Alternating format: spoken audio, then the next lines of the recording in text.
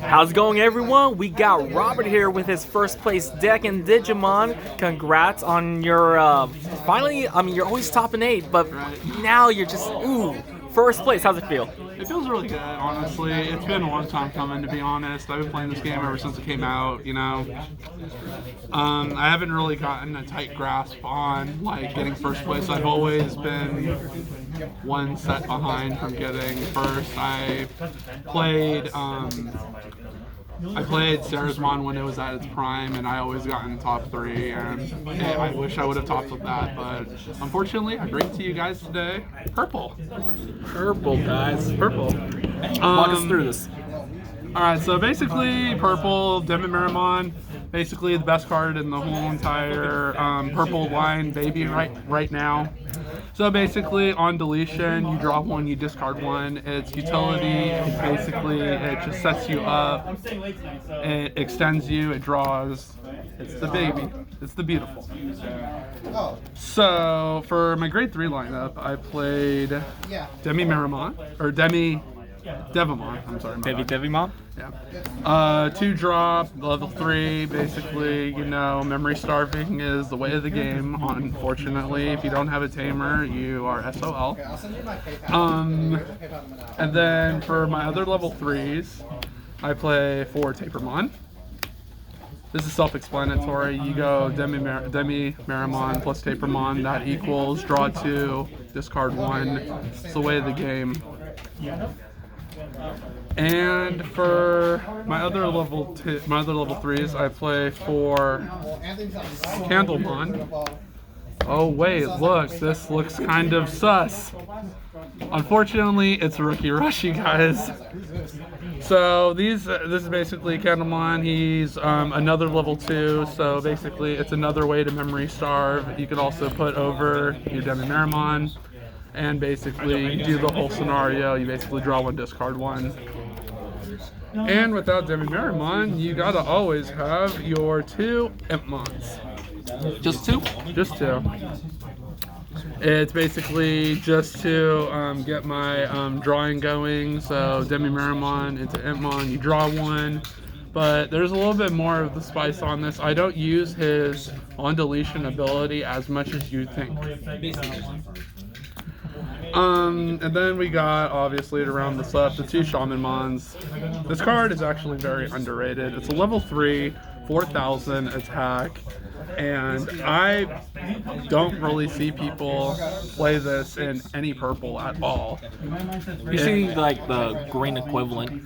It's the green equivalent, yeah, in hindsight. But speaking of green, I do play green in this deck. I play 4 Mushroommon. Oh. It's basically the 4,000. 2 numbers. We're going by numbers. 2. Memory starvation is the key. And obviously, since I'm playing the 4 Mushroommon, we gotta play the 4 beautiful Auroramon. And that's the one I was going to, but except Auroramon is a 5K. Auroramon is a 5K. That is a big number. It bypasses through Alter S, and it bypasses through Volcanic. No, it doesn't. Or does it bypass through? Alter S is a 5K. You mean Volcanic? It bypasses through Volcanicmon. My bad. My mistake. I am really sorry about that. This card is insane too. So because basically when I hit security, like 90% of the time, it survived today. Through all my matches ups, it mostly survived, and then usually when I establish pressure, when this is basically rested, people would have to basically destroy this, or then the next turn it would either restand and attack for game, or it would just stay on the field. So far it looks like your just your rookie lineup alone is heavy on the 2 cost in all forms of way. It's very, very linear to 2, so basically the whole way of the game. Makes your opponent feel like if they don't have a memory reset the 3 tamer out, they're playing basically at 1. Yeah. And then speaking of 2 costs, I have 2 Armadillomon. And then also another reasoning behind all this is because usually when people see multiple colors, they get even more scared to attack security because they're like thinking, oh, you have a blue Digimon out, or you have a green Digimon out, or you have a purple Digimon out. They're thinking, oh, Kakaitis Breath, Hammer Spark. They're thinking like Gaia Force maybe if I play red, but spoiler, I do play red also. And they're all 2s. Man, we're just looking at a rainbow right here. Right? I'm waiting for what the option cards are in there. Right? Or what are Rainbow, they? rainbow. And the spice of the deck that I played today. So you heard it, you love it, you see it. 4 Black Godamons. These are really amazing. So basically, these are called security Digimon. So basically, when you hit the security and then you check this, it automatically gets summoned to the field. So, like I was telling you earlier about the Impmons, I usually would go raising area, go into an Impmon, and then bring it out, and it depends on where I'm at in the state, because if I go to 2 and I don't have any other alternative plays, I would go to 0, and then I would get a free draw. And then if I were to draw any of these level 2 rookies, I would just shoot it back to 2, but I wouldn't keep this for that long. I would just hit it straight into security. It's Rookie Rush, and it's basically just a rushy facade type deck. I mean, playing out far, how many times did you see this in security? This? Yeah. Out of all my rounds? A good amount. Because I don't only play Black Godamons. Uh-oh. I play 4 Flymons, 1 Ankylomon, 1 Garurumon, 1 Airdramon, 1 Greymon. Wow. So basically, this deck, caution, word of caution, if you were to net deck this deck, or if you were to, per se, play this deck, I will advise you that this deck does break, because I play these. I can only imagine how many were in your hand in some. Minimum 2. Minimum Every 2? single match I played. But me and my teammate David, we were basically meta thinking about this.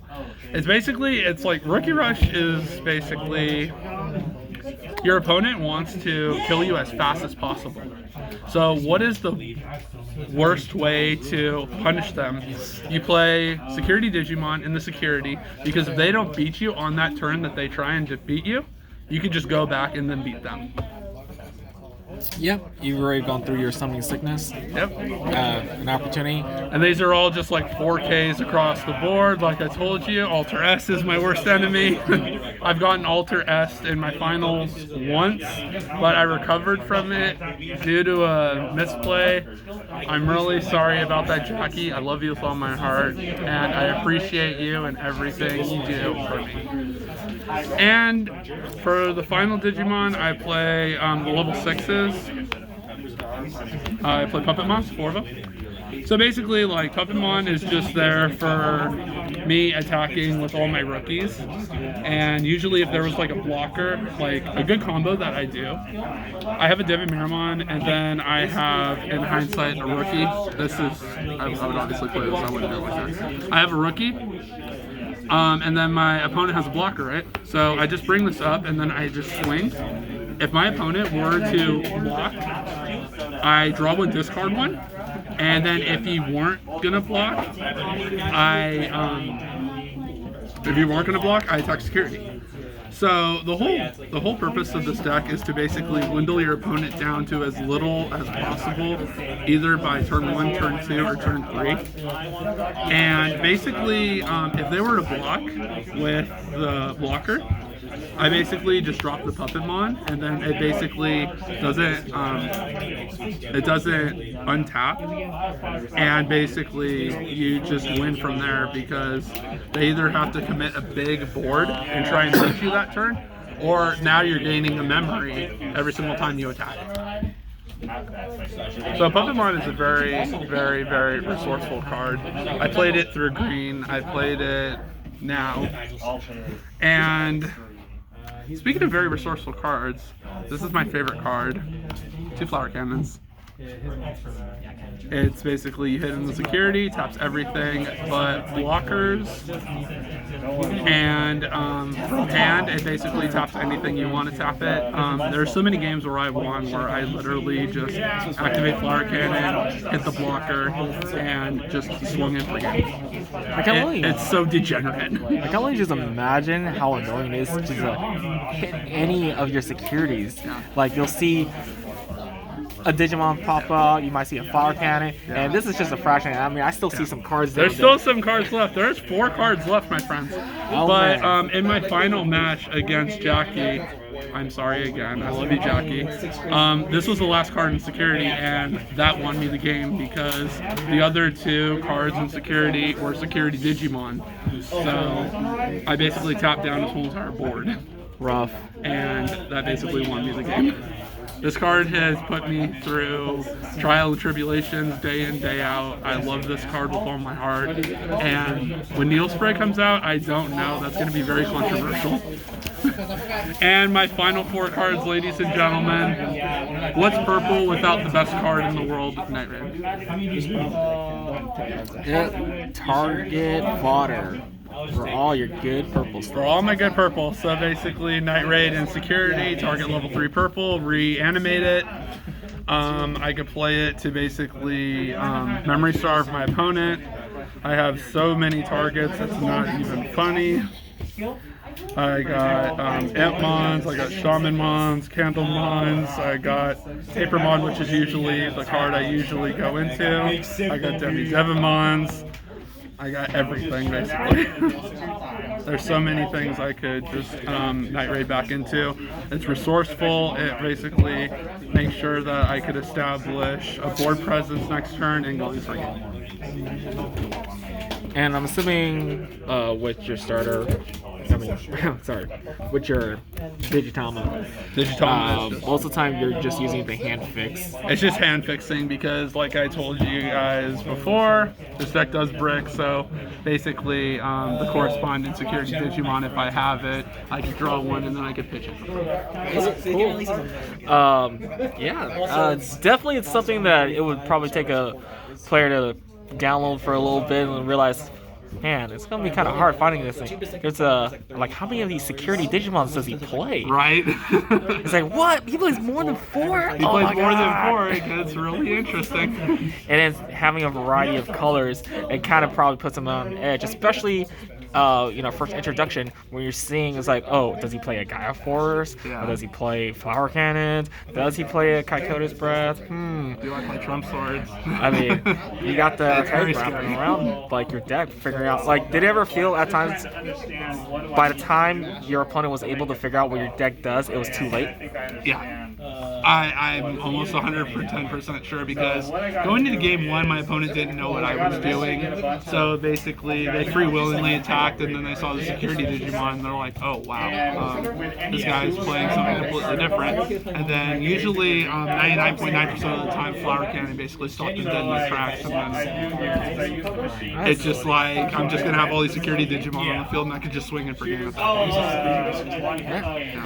So, anyone you want to give a shout out to?